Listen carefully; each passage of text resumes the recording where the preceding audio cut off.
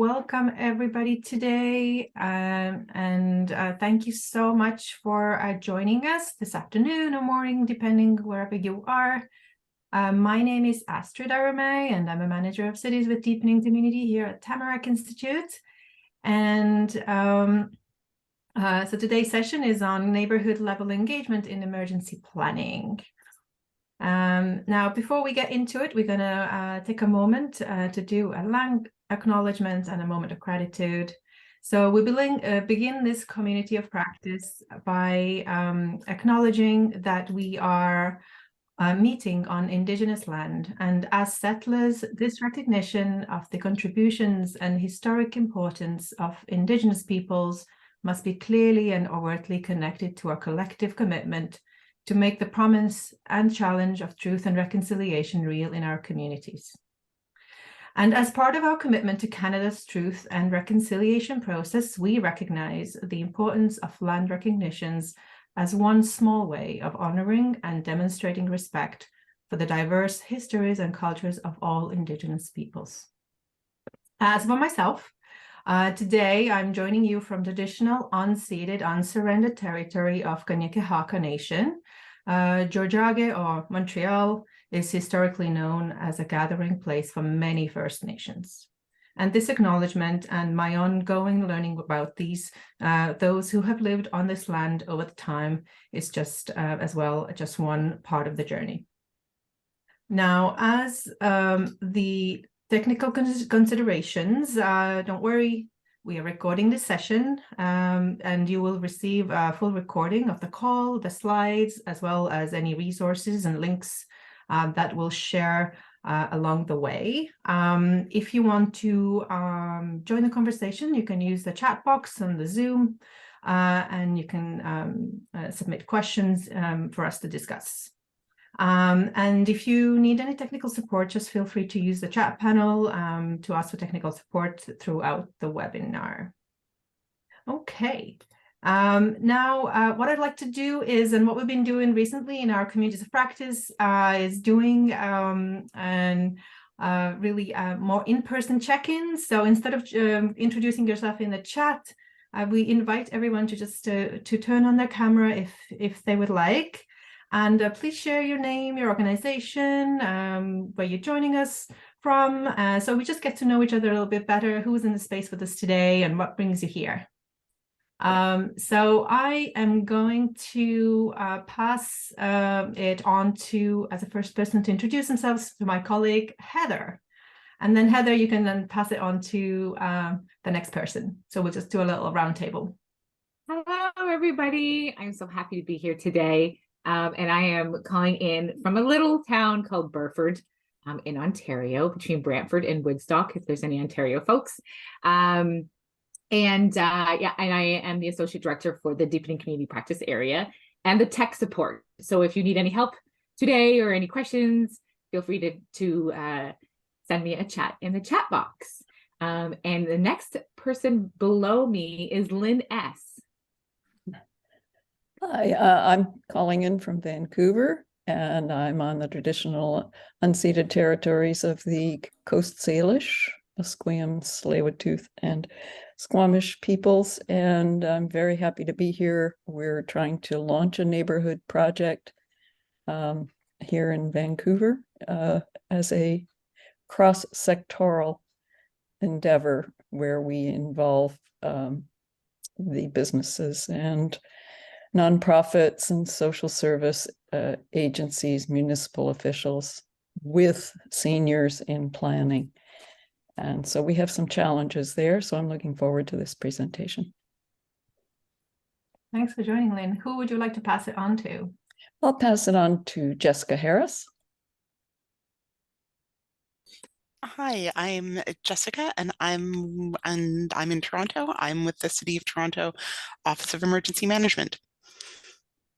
Welcome, Jessica. Who would you like to pass it on to? I'll pass it on to Faith. Hi, thanks, Jessica. My name is Faith Grant. I am part of the Miami Foundation, and I'm calling from Miami, Florida. Really excited to be here with you all today. Oh, and I will pass it to Deborah. Hi, I'm Deborah Davidson. I'm also working with Lynn. So I'm in Vancouver on the Coast Salish territories and working with Lynn to see what we can do in Vancouver in Kitsilano primarily for me. So, and I could pass it on to, is there somebody else to pass it on to? Krista? Is Krista gone?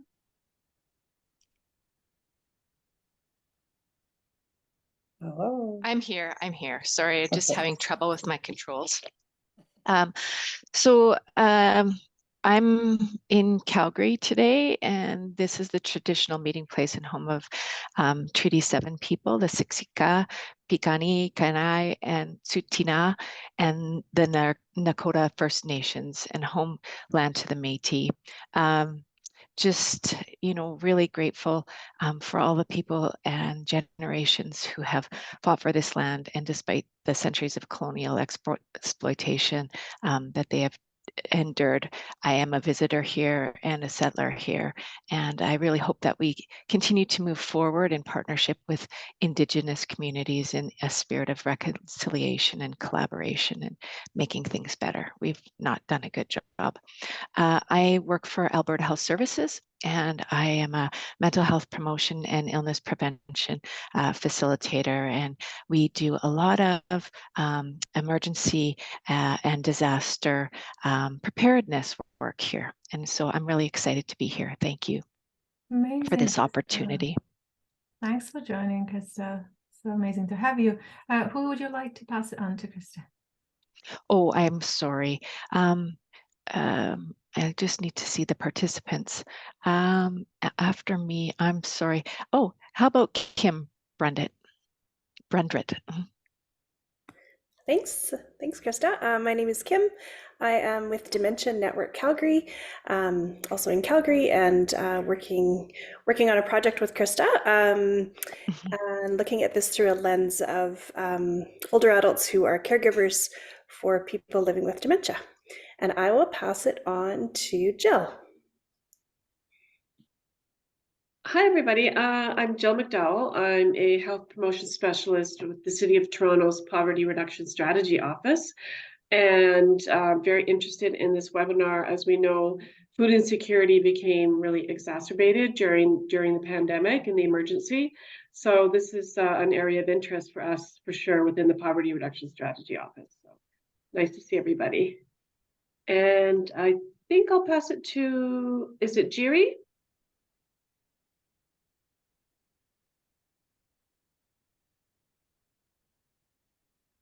Jiri Skopek?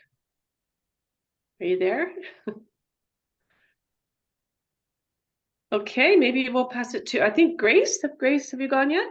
No, Grace hasn't gone yet. Okay. Hi, everyone. Oh, is my video not working? It is. Oh, it is. Okay. I just don't see myself. Grace with the City of Hamilton Public Health Services. First time joining. Happy to hear more about the work that you do currently, working on some strategic planning around our extreme heat response. So that's kind of the lens I'm coming at this from. Super. Thanks for joining. Who would you like it to pass it on to? I think we have just a few more folks that haven't gone. Who's left? I think we have Oh, Dimpney. Dimpney. I don't know if I said it right. I apologize. You did. Thank you so much. I'm also in Calgary, Treaty 7 territory. We are all treaty people. I run a business called House of Blue Skies Consulting. I'm a mediator by trade, and I do a lot of engagement work for all manner of disciplines, from municipalities to, I started in oil and gas. Now we're also doing some work for forestry companies across North America. So it's very interesting to look at engagement from all different kinds of perspectives. And I'm often referring my clients to Tamarack because there's such a wealth of information there. And I'm always ready and willing to learn more. So I appreciate these kinds of opportunities. Thank you so much. Awesome. Thank you so much. Just one last question. So is Jiri, would you like to go ahead and introduce yourself, or would you rather Like we've got another call. Oh, okay, no problem. It happens. It's on the because somebody. Oh, so I think we just like a little bit couldn't hear you well. Are you able to just like repeat where you're joining us from and what brings you here?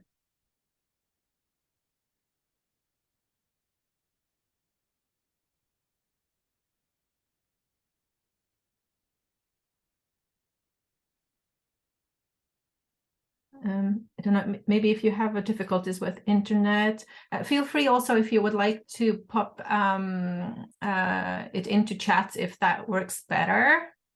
I'm sorry you're having difficulties there. Sounds like, okay. All right. So I think let's get ourselves started today. So thank you so much for sharing where you're all joining us from. And it's so wonderful to see people all over the country. And we also have Faith joining us from the US. So, and for those of you who are new to Tamarack, or maybe have just experienced parts of our work, we're an organization that works on community development with hundreds of municipalities, grassroots groups, just single local change makers across the Canada, and also United States, helping to end poverty, supporting youth futures, deepening community, and on climate transitions. So today's session is on neighborhood level engagement in emergency planning, but I'd just like to do a quick recap into our last session. So in our last session, we talked about the strength-based and supportive approach to emergency preparedness when working with communities. And we really looked at, to begin with, thinking about what do we know in terms of the knowledge and the tools to survive as communities. What do we have? The strong social infrastructure that we need, the connectedness, the communities built a natural environment, and then what can we do together? That collective collaboration. And at the center of the community are the 6 essential building blocks, which are the contributions of local residents, resources of local associations. So these are groups, associations, but also nonprofits and so on. The support of local institutions, which would be like public health and municipalities, the neighborhoods built a natural environment, the local economy, and local stories, shared heritage, and diverse cultures. Now, so in our asset-based community development practice, we always ask, well, how can we make it all together work? How can we connect all of this?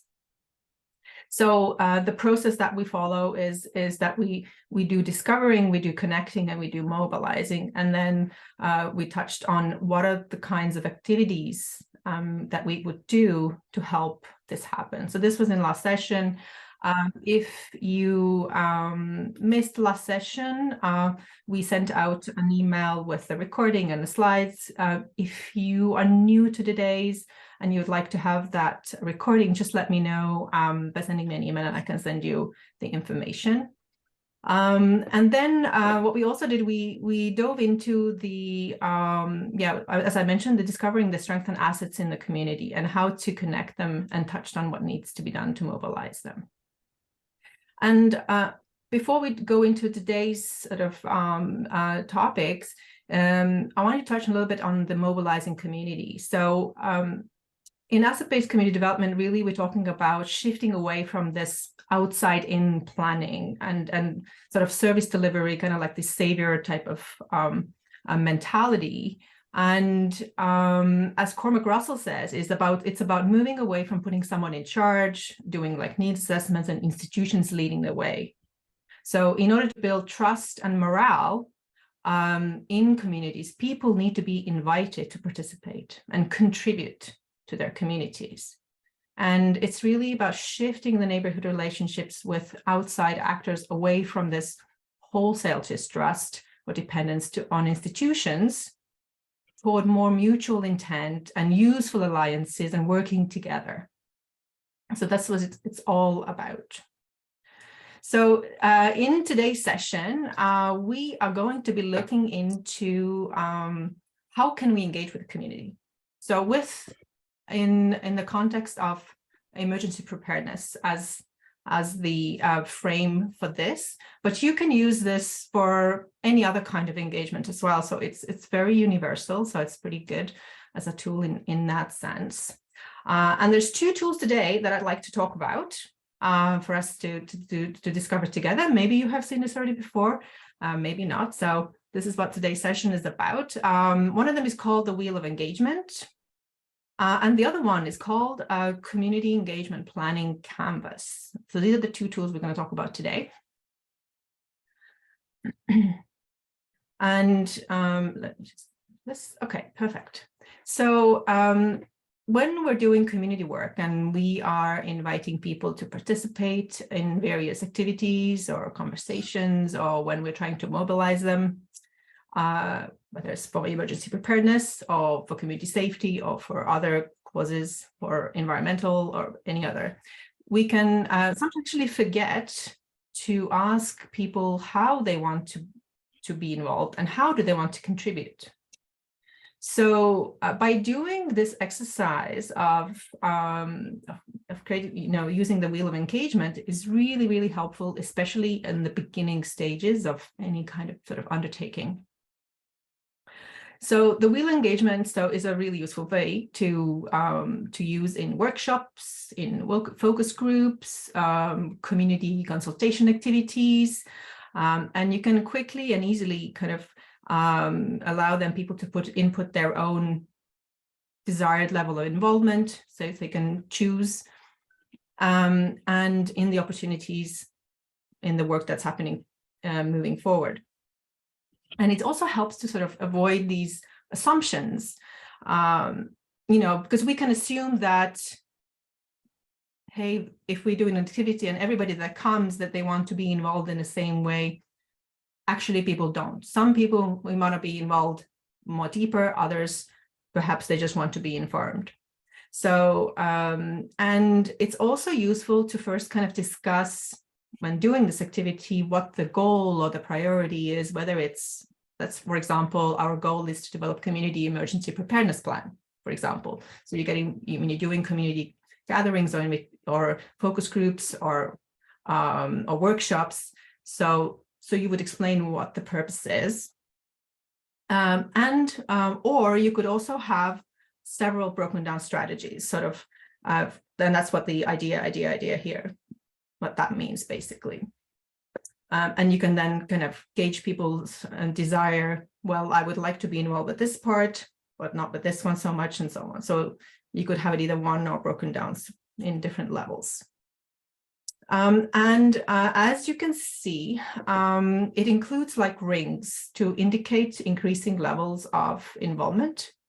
And we also recommend before you start the activity is that you take time to explain each level or each ring. So, so we have people at the core that are being, really that would be interested in being actively involved in the function on the development of the idea or the program. We have people that would want to be involved, who would want to be frequently consulted, given opportunities to provide feedback. For example, attending a topic or a specific discussion or a workshop. Then you have the layer of just being supportive. So when people want to provide you some support and input, they'll say, hey, well, I'd like to attend future community forums. I'll answer surveys. I'll provide you input. And then finally, you have there people that are just, well, I'm interested, just keep me informed of the progress, but they will not be directly involved in the work. Okay. And then you would then, within this activity, would give participants about 5 to 10 minutes to put either dots, or they can also use Post-its and putting their names against it, where they feel their desired engagement sits within this. And I want to share with you, here is an example of a wheel of engagement from one of our members, from Deepening Community members, who just recently did a workshop for co-living. And they went into this exercise thinking, okay, well, you know, there's two people at the heart of it, and it just felt like, okay, well, we're kind of tired and we really need support, but we feel like we have to carry the responsibility. And but so through this exercise, they actually discovered by doing the wheel of engagement that there were actually a ton of people that were, you know, cared just as deeply as they did and were really excited, and they want to support them. You know, they found people that were willing to get involved at the core. And there were a lot of people that wanted to be involved, a lot of people who wanted to be supported. And what's even really, really beautiful about this wheel is that what they did actually is, for those of you who are a little familiar with asset mapping, is these people, the participants, they also put what they could contribute to the list. So not only did they put where they want to be involved, also what they can contribute. So it's kind of like a wheel of assets and engagements, which is really cool. So this is what's kind of possible. And the other tool that I wanted to share with you today is the Community Engagement Planning Canvas. And maybe just a side note as well, what I will do is we'll go through the tools today, and then I think we will have time as well to have a group discussion, do questions, answers, and so on. So don't worry, I think we're going to have ample time to do that as well. So if you have any questions about anything specific. Okay, so another really helpful tool that we use a lot here at Deepening Community, and for any kind of engagement planning process, is the Community Engagement Planning Canvas. Maybe as well, before we move on, I forgot to mention, Heather, if you're able to perhaps pop the engagement wheel link into the chat as well, but we'll share it out as well on the email as well. So, okay, perfect. So yeah, so Community Engagement Planning Canvas. So the engagement, it can really range from anything from sharing information for community development initiatives, so active participation in government policy development, in any kind of decision-making process. And it's a really great tool to really think deeply and with intent as to who and why your community engagement efforts are for. Who should be involved? What kind of activities should take place? What information is collected? How is it shared? How is it evaluated? So rather than sort of like just kind of jumping in and starting doing activities and starting to organize things, by creating this plan, it really helps you think about it more kind of strategically and then more for the long term, and helps to kind of tie it all together.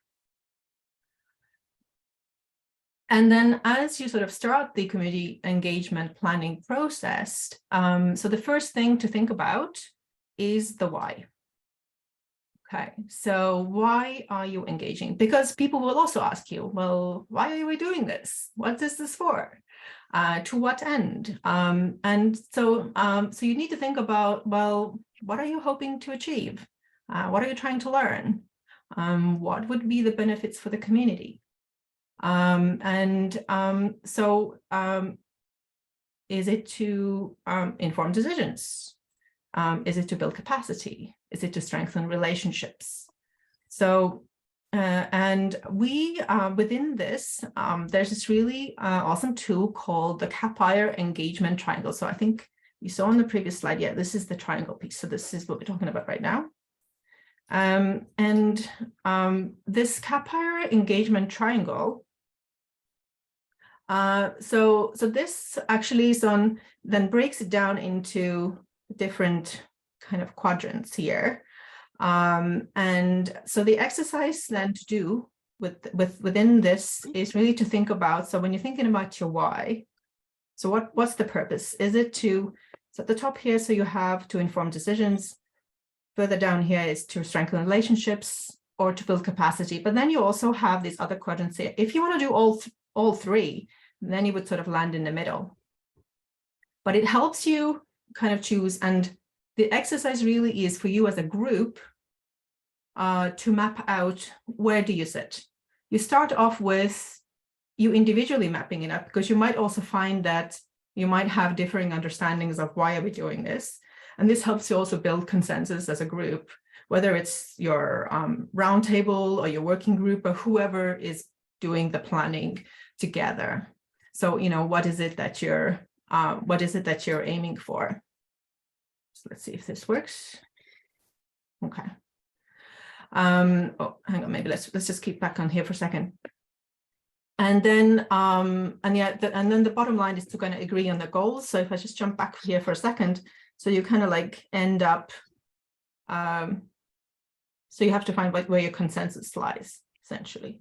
Here, why are you engaging? So, and it could be that you really want to, let's say, for example, if there's a lot of,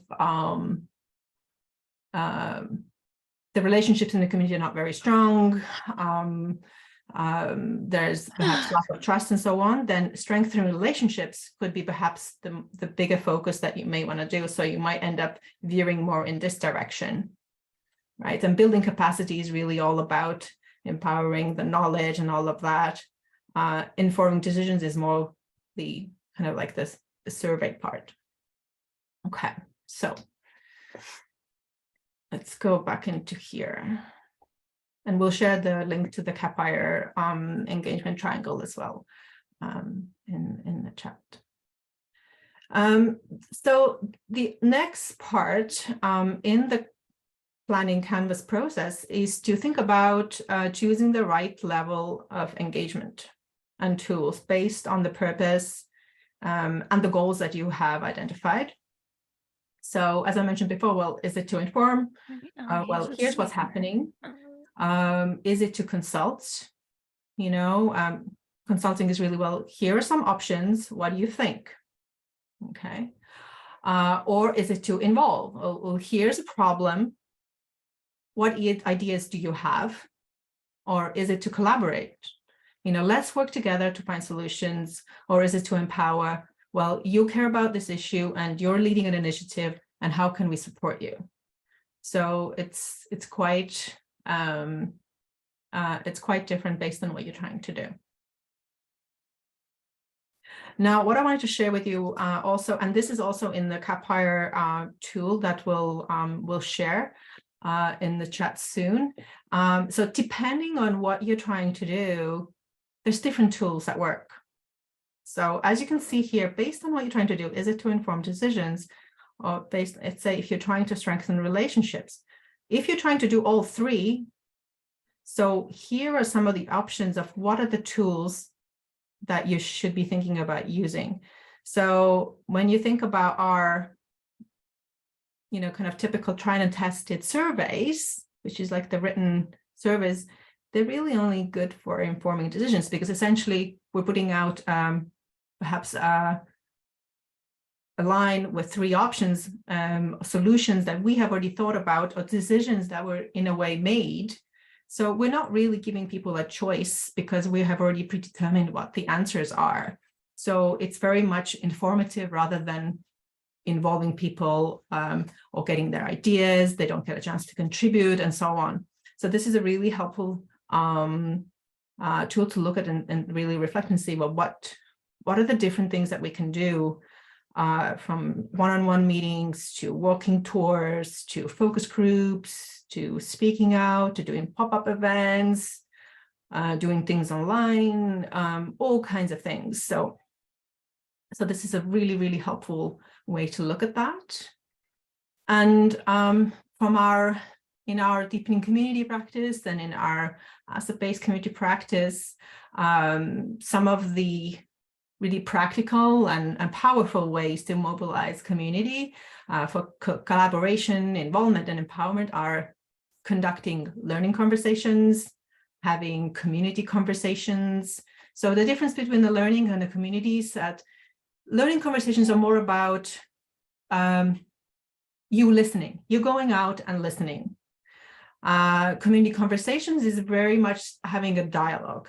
So it's two different things. So also organizing community building activities, hosting celebrations and block parties. It's really about, trying to connect people to one another, bring people together. Or it could be conducting a community resilience planning session, right? So where you invite people to contribute, but where you can also gauge their own desired level of engagement, involvement. So that's where you would bring in the wheel of engagement. So this is really in our emergency preparedness framework. This is what it could look like. Essentially one of like example activities. And then finally, there's a few other elements on the planning canvas to consider. The gut check. Okay, so don't forget to do that. Just to think about, well, what's the benefit for the community? Well, how invested is the community in this topic? Is this a sensitive or polarizing issue? What decisions have already been made? Who was part of those? Who's already working on something?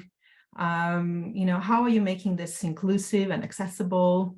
Then thinking about, well, who are we engaging with?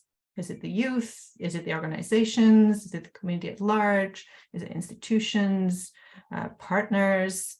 Then thinking about, well, now that we know how, why are we doing it, how we want to go about it, who we want to involve, then it enables you to think, and you think of also activities that you want to plan.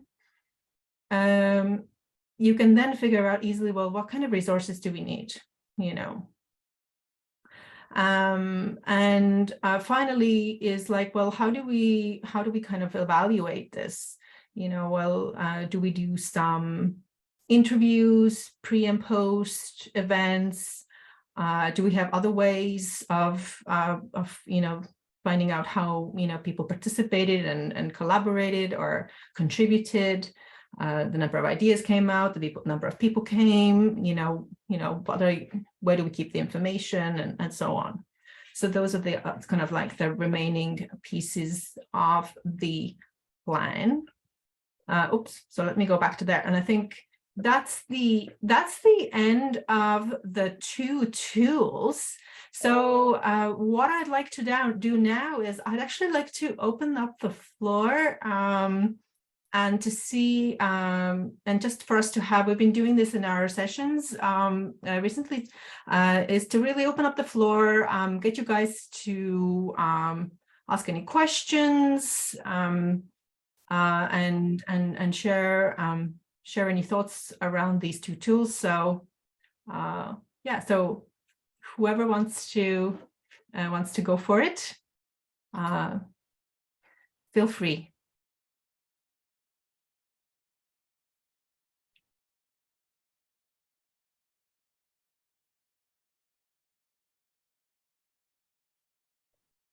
Maybe a question to the group. Have any of you seen these tools before? Have you used any of these tools before?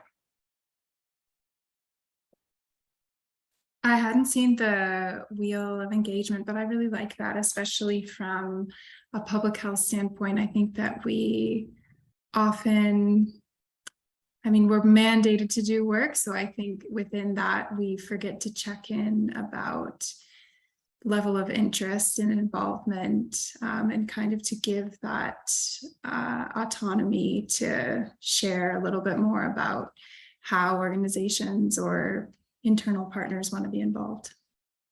And I think too, like that member who did this exercise, is like they assumed that people would not want to get involved at the core. And they were like so surprised to find out, oh wow, there's so many people that would. It's just like there's so many people in the community that are just waiting for that invitation.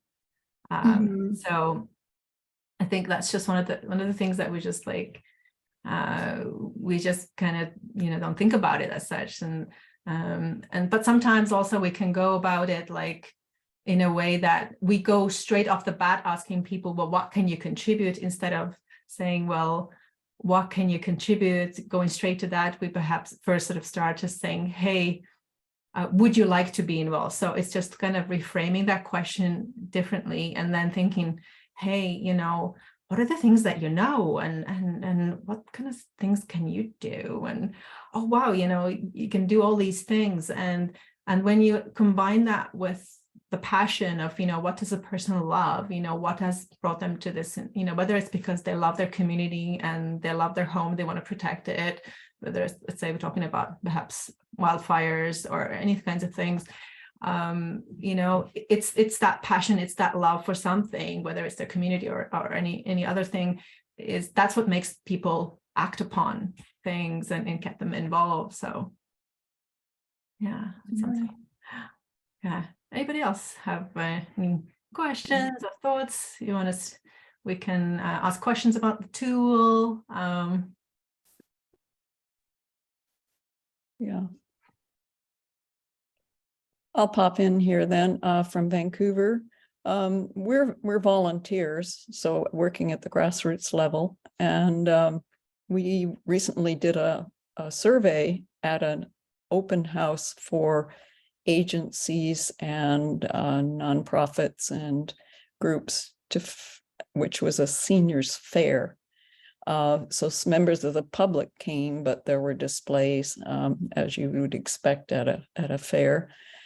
And we conducted a survey using your wheel of engagement as a check on how interested or involved or supportive people would be.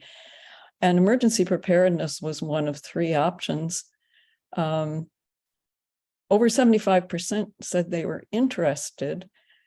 Well, sorry, over 75%, yes, interested in emergency preparedness. But very few wanted to go to the next level and say that they would be, you know, supportive or involved. So I really appreciate that you gave that grid where you can figure out how to reach people at the different levels, because we experienced the heat dome here, and there were incredible losses of life, and we've heard many stories from seniors of how compromised they were. But there seems to be I would interpret the results of our survey as, yes, we want resources, but we don't really want to take the initiative to dig in and figure out how we can help our neighbors. In other words, there's a temptation to rely on officials to provide the solutions to all these isolation problems. So I really appreciate the fact that there's some suggestions in that grid for how we could get more support and involvement.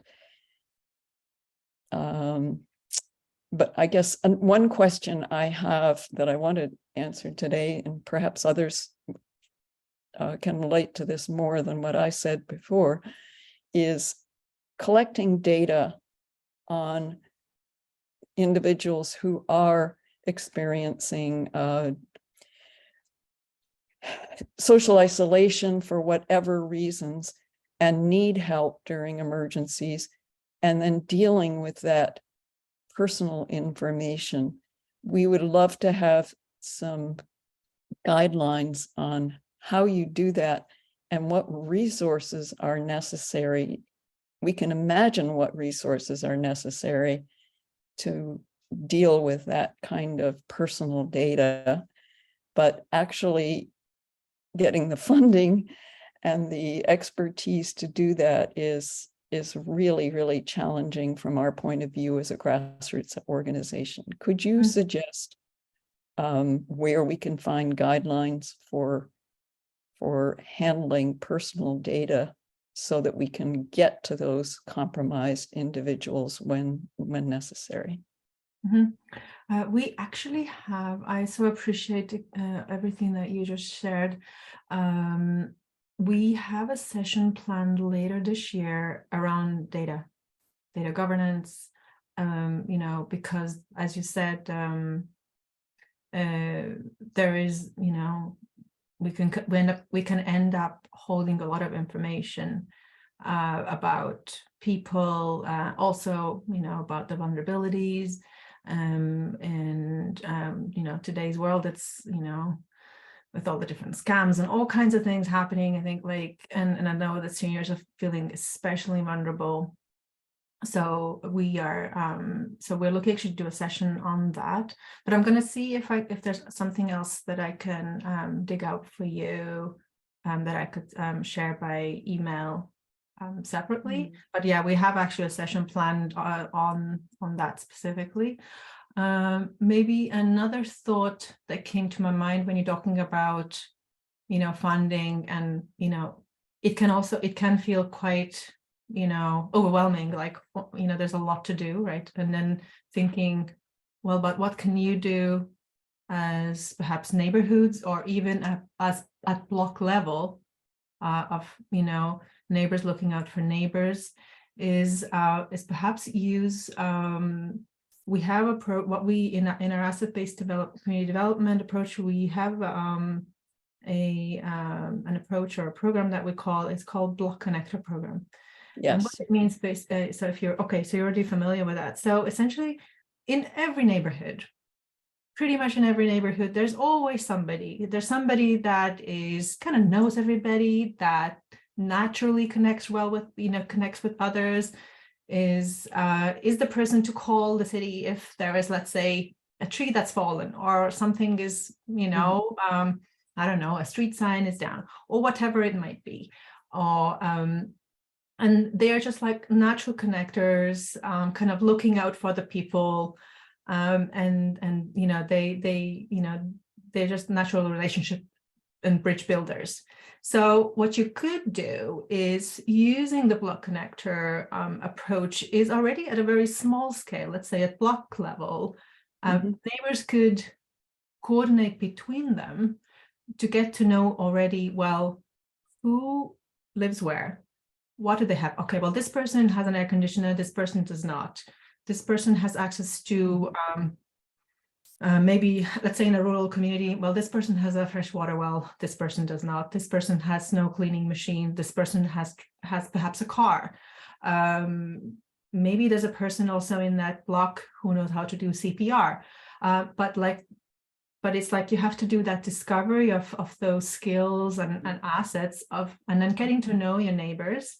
And then these block connectors, these people that are these natural connectors, these would be the people who you would kind of start talking about this. Hey, we would like to have our own little bit of a resilience happening in our neighborhoods should something happen.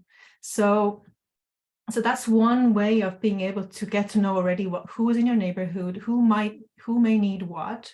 Perhaps also knowing, perhaps a person has perhaps these chronic health conditions, or maybe a person is more vulnerable, maybe perhaps there's a person who is not as mobile as somebody else is. So, and having each other's information, having an information just for the people on the block. So this could already be one way of feeling so much more secure, knowing that all of a sudden there's perhaps 10 people or 15 people on your block, or maybe it's 5, who will look out for one another. If something happens, you'll get a call from, let's say, your neighbor Judy when something happens, just to check on you if everything is all right. So, and it could just boil down to as simple as that, which you can do without not a huge amount of undertaking, without needing any outside funding and those kinds of things. But I think a thought for perhaps health promoters or for municipalities is then thinking about, how can you have this in every block, in every neighborhood? And how can you then connect the connectors? And then they should be talking to the connectors to know that if something happens, they will be reaching out to the connectors, who are like these little champions on the ground in a way, that they will get to quickly network with and find out, well, this person is in trouble, this person has only this much power left, they can only be alone for another day. It could be all a variety of things, but it could look like something like that. Yeah, thank you so much. Yes, we do have a block connector here program in Kitsilano, but it hasn't spread across the city. And the urgency is we're trying to launch a project for, as soon as possible, May, June. So if we did start collecting data, we'd like to know how to, how to manage it. We have approached the city, and it is in their strategy for neighborhoods to take the lead, but they unfortunately provide very, very little, if no funding and advice. So we're going to Tamarack for some answers. Yeah. Okay. Can I jump in here, Astrid? Go for it. Sorry, I can't. So the other thing too is within community engagement, it works at the speed of trust and relationships. And so the more that you can have conversations about trust and relationships in the community, then the more likely they are to give you data that you're looking for, as long as it's not like personal, but I don't think you're getting, that's not the data you're looking for. And so, but there's also other organizations and groups who do collect data. I wouldn't go to the municipality because they are really bound and structured, but in Vancouver you have what are they called, homes, community homes, community centers. No, these are like more smaller disaster support hubs. Yeah, and they collect data too, so we partnering up with folks. But the other thing too is don't get hung up on collecting the data. No. You're at a Lynn, you're at a really, I actually think, a sweet spot, because you are residents. You're not attached to an organization, and people will trust you more because you're not attached to an organization. So you're not taking from them to do something else with it.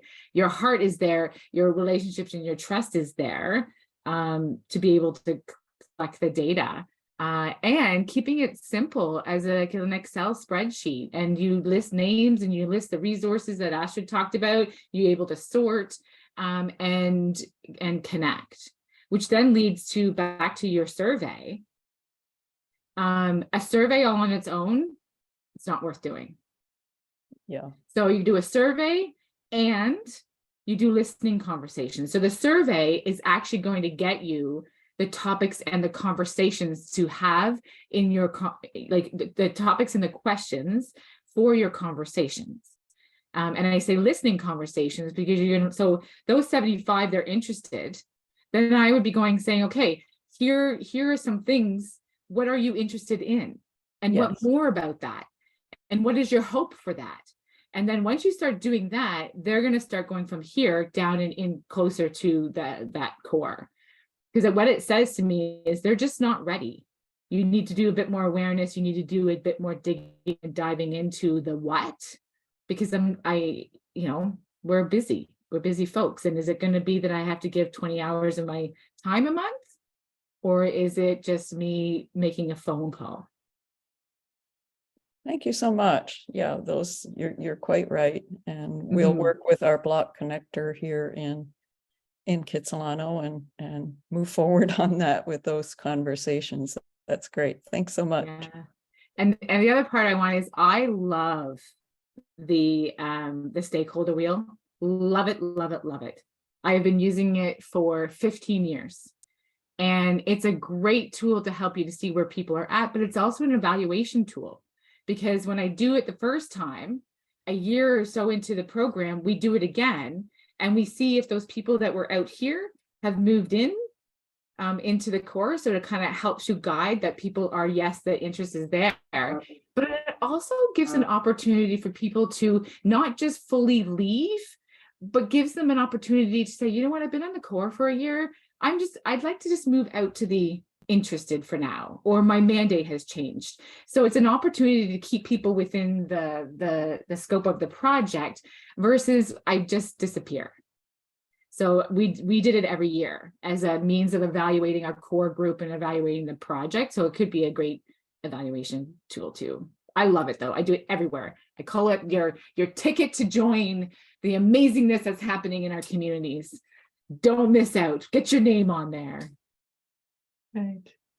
Yeah, and it's super cool as well. I love that you're connected with Xenia at the like it's Solana neighborhood program, because so there are a member here at the Tamarack Deepening Community, and they're actually, Xenia is going to be speaking at our event in St. Albert in Alberta in June this year.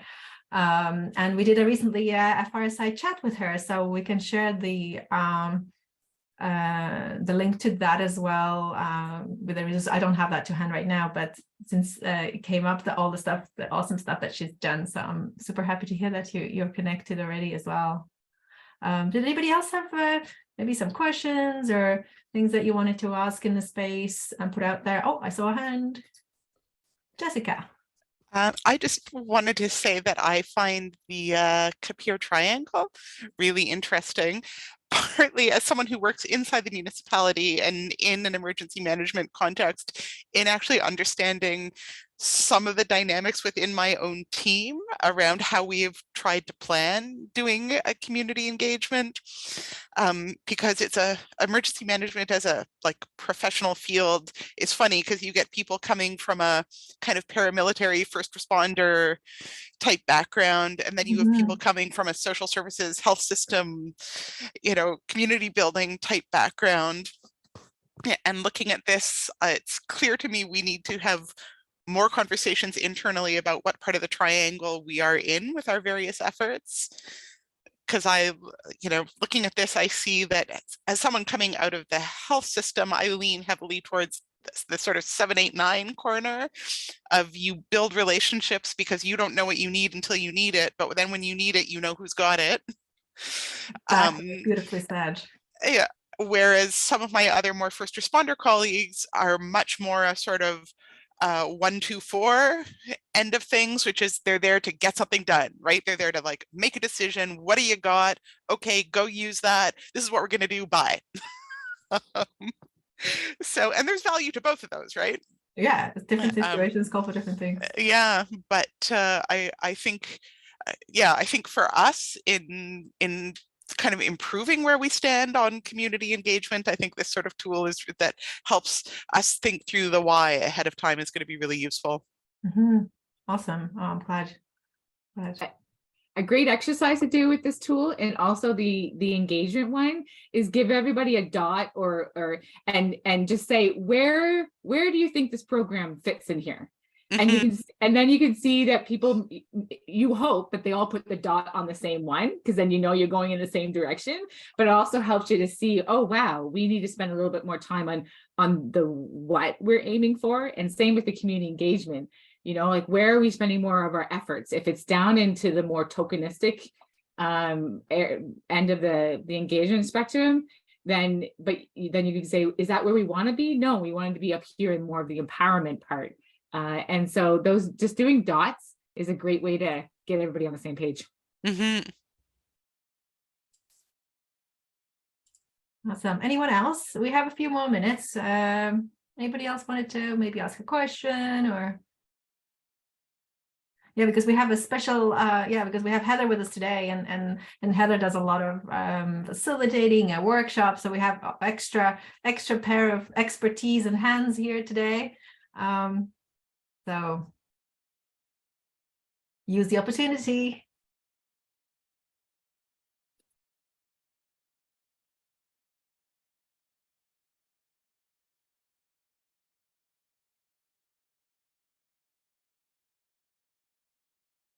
No? Okay. So I guess what we'll do is then let's go and wrap up our meeting today. And really thanks so much for being here and sharing who you are and what you do. And I'll also like to invite you to reach out to me by email if you're interested in engaging your community to strengthen the social infrastructure and map community assets, to be better prepared for emergencies and or for other type of goals. But we provide individual coaching and support through our deepening community membership. And Heather will share the link in the chat as well. And then last but not least, then our next session is actually going to be around mapping of community assets and resources for emergency preparedness, which is going to be on June 22nd. Finally, we have an upcoming awesome national gathering about asset-based community development, about when community and municipalities meet in the middle. It's going to be in June 6th to 8th in St. Albert, Alberta. And the link we're going to share as well in the chat, but it will be in our email as well. So if you are interested, we're going to have 24 workshops to choose from, really awesome speakers. Come and get inspired and really be in like a ABCD boot camp, but with a lot of fun. So if you're interested, please feel free to go take a look and come sign up. Finally, we'll I'm going to pop into the chat as well a little survey. We'll just ask if you could just take 2 minutes. It will literally take 2 minutes, if that, just to tell us about our session today, because we're always trying to make sure that it's it's on point, it's relevant. Did we do a good job? What can we do better? And all of those things. If you can just share with us what you thought. So we would really appreciate that. And I think that will be it for today. And thanks so much for coming.